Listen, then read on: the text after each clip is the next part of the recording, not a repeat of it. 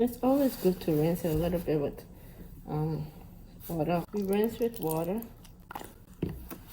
Make sure there's no residual calcium chloride in there. Do it a second time.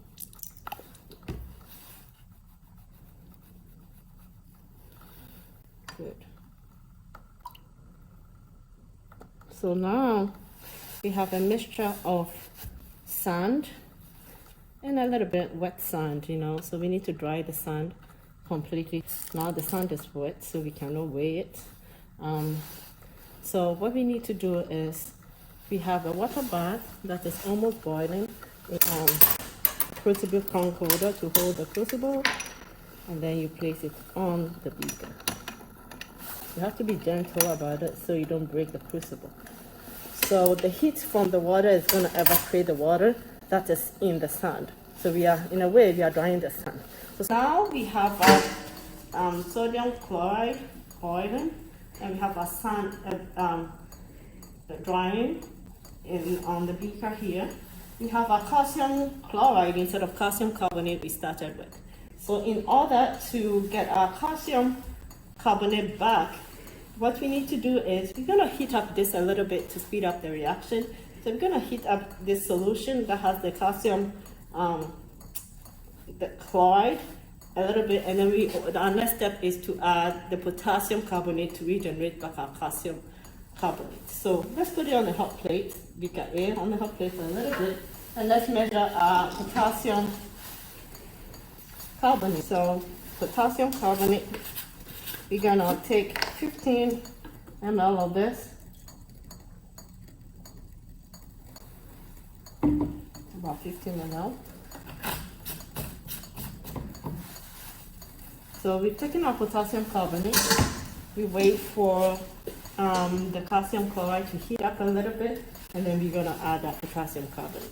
What we're gonna do is pick up the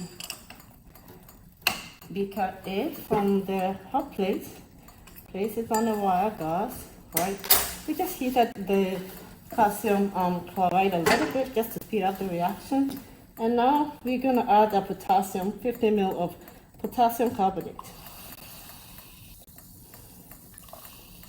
And then we have to allow this to cool. Okay, you see we are regenerating back our calcium carbonate is becoming cloudy again. So you allow this to cool so that all the calcium carbonate can precipitate out of solution. Whilst waiting, what you need to do is to get a wash glass like this and a filter paper like this, and we need to weigh them, okay? So it's set to 0 already, so we can weigh our wash glass. And as you can see the reading for the wash glass, we're gonna place our filter paper on it, measure it, so you can know the weight of the filter paper as well. So we know the weight of the wash glass and the filter paper. This is what we will later use to dry our calcium carbonate as a final isolated sample.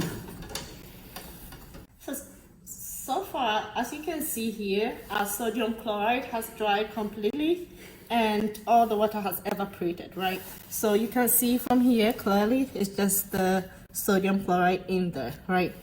And let's look at our sand. Our sand is also dry completely, no water inside. You can see a close-up of the sand. So what we're going to do next is we are going to weigh the beaker with the sodium chloride, and since we already know the weight of the beaker, we can subtract it from the weight of the beaker and the sodium chloride and get just the mass of the sodium chloride. The same way we're going to do for the sand. We know the weight of the evaporating dish, which we're going to measure, and then we're going to measure it with the sand. So let's take it to the balance. We'll make sure we set it to 0. We turn it at 0, ready to go. We put our beaker with the sodium chloride on.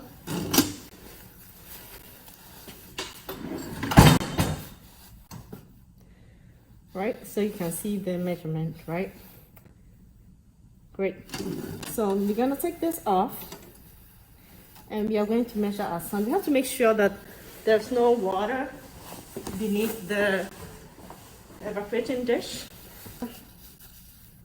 Okay, let's stir it again. Make sure it's 0. And then we're gonna put our sand. So this is our sand. The weight you are reading is the sand plus the evaporating dish. Okay, so we're gonna have just the weight of the evaporating dish, so you can subtract and get the weight of the sand. Okay, all right, so this is done. Let's go look at our calcium carbonate. This is our calcium carbonate in water after the decantation and adding the potassium carbonate. We are going to vacuum filtrate this and separate the water from the calcium carbonate. So let's go to our vacuum. We have our calcium carbonate solution that we are going to separate, right?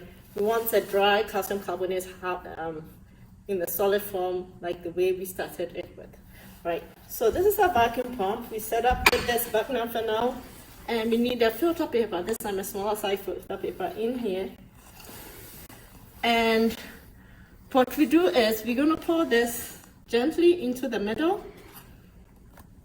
I usually like to pour it in the middle before I actually start the vacuum. So slowly pour in the middle. Make sure it doesn't flow to the side.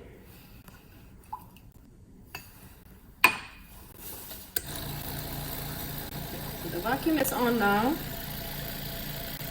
And we are pouring our... So in this case, our calcium carbonate will be remained on the filter paper.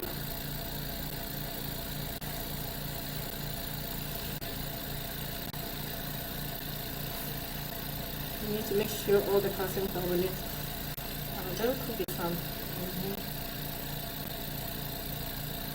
Pour it gently. You can rinse the beaker. You see there's still more calcium carbonate. You can rinse the beaker with deionized water.